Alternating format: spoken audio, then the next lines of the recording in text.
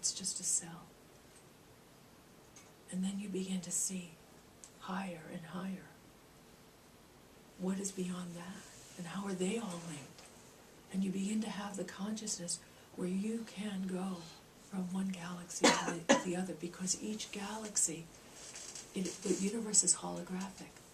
Holographic, which means that it is reproduced everywhere. It is reproduced everywhere. So as one cell in your body is, so is a cell of God. It is beyond the human comprehension state. But each of those cells called the universes or the galaxies are having a different co-creational experience, different energy. If you go to a Syrian star system, you are going to feel and sense a creational energy, a way of expressing creation that is different than if you are in an Arcturian star system or you are in a Orion star system. It feels different. It has an energy signature that is different. So all of these creational levels, these creational models, actually are mirrors for one another, are holographic, and they hold what is beyond comprehension to the human mind, which is exactly the same as everything else down the path, recreating itself identically. And so you don't need to be in your highest creational expression or what you have defined as your high. You could make it a 12th dimensional creational level. You can make it however you want, how many ever you want. You don't need to be in whatever is your highest defined level to see it all. You could actually look at oneself in the human body and see everything. So God has given to you every creational level. Every creational level you can find what you need. But when you get denser, as you well know, sometimes it gets so dense, you believe so much in the dense separation in reality, it's hard to see the living matrix. And that's what's awakening in all of you, and the reconnective healing work that's being done and so forth, is the awakening, oh wait, that thing is connected to that thing, is connected to that thing, and that thing is connected to that star system, and the earth is waking up and saying, oh, I am not in separation, I am part of an entire multiverse, and I'm not alone, as you were saying. And so from our perspective as the angelic, we like to just remind each and every one of you that not to get too wedded in your consciousness to models, because although they assist you, they are not truth. Do you understand what we're saying? Sort of? Yeah, I sort of do. It kind of brings on 1,000 other questions, which we don't have time for today. But you can so in essence, I truly believe that you're drawn to either a person, another teacher, a book, whatever, for your next learning. So what I'm feeling now is maybe you take what you can from that teacher, whatever form it may come in, but perhaps it's not the full truth. You have to make your own truth. Is that what you're saying? Well, that would be step number one. You can't go anywhere without that one. Okay. We would ask you to repeat that very loudly, please. Very loudly repeat that, what you just said. Oh my goodness. It's very important. Okay.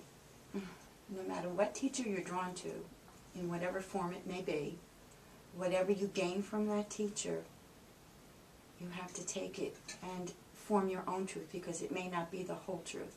It is their creational model, yes? Right. Okay, bingo, I got it now.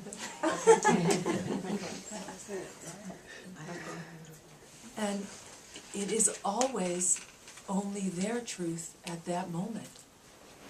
Please do not ever make somebody stick to a truth for the rest of their life.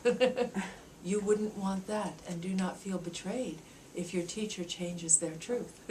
If one day they say to you, God looks like a dog, and the next day they say to you, oh, I was wrong, God looks like a monkey. Well, they thought God looked like a dog, and then they thought God looked like a monkey, and in 3 weeks they might think God doesn't look like any of those things. And that's what their truth is at that moment. And it's the same with you. Your truth when you were 3 years old is not the same when you are 5 years old or 10 years old. When you are a baby soul on this earth, your truth is very different than when you are an old soul. When you are a mature soul, you are not in your transcendental soul truth. Now, to really mess with your head, all of those truths are simultaneously existent. And what determines your truth at a moment is where you are focused on in that consciousness. Those truths are not, they are already in existence in all throughout the time-space continuum, so to speak. So are you focusing on the baby soul truth and learning through that truth? Then you're having a baby soul life. Are you focusing through your old soul truth, and then you're having an old soul life? Is that truth of the old soul wrong? Is that truth of the baby soul wrong? They're both truth to those places and times that you existed. And that's true for your teachers. Your teachers are the same. So they are teaching you from their place and time at that moment in truth. Go talk to their infinite self. Go talk to the self that is not incarnated, and they will give you something else. Go talk to their incarnation when they were a baby soul, and they will give you something else. But at that moment, they share their truth with you, and you say, thank you. I love you for you sharing your truth with me. It is awakening something in me about my truth, and I'm so grateful to you for that. Thank you so much. I hope one day my truth will awaken for you something about your truth. And it is an exchange and a sharing. But it should never be that one person's truth is higher and one person's truth is lower. For you are immediately out of fifth dimensional judgmental consciousness. You are immediately into lower astral consciousness. Fifth dimension honors all truths. It is out of duality and honors the truth of the baby soul at the same time that it honors the truth of the old soul. When you pass from your body, no matter what soul age it is when you die, and your guides meet you in heaven in fifth or higher, depending on where your vibrational goes, they do not say, well, you know, I have a better truth than you, because I'm up here and you were just a baby soul, and you thought you had to kill that person because you didn't understand. So you thought murder was the answer. They do not say that to you. They say, oh, let us look at your truth. Let us look at your truth. Oh, we understand your truth. Your truth was truth to you, and it's real. We're just going to share with you another truth. And someday, that truth, perhaps, will be your truth if it makes you happy to live in that way. That's all. And that's what all good teachers do. Do you understand? Yes. Okay. Does that assist? Yes, it does. Thanks.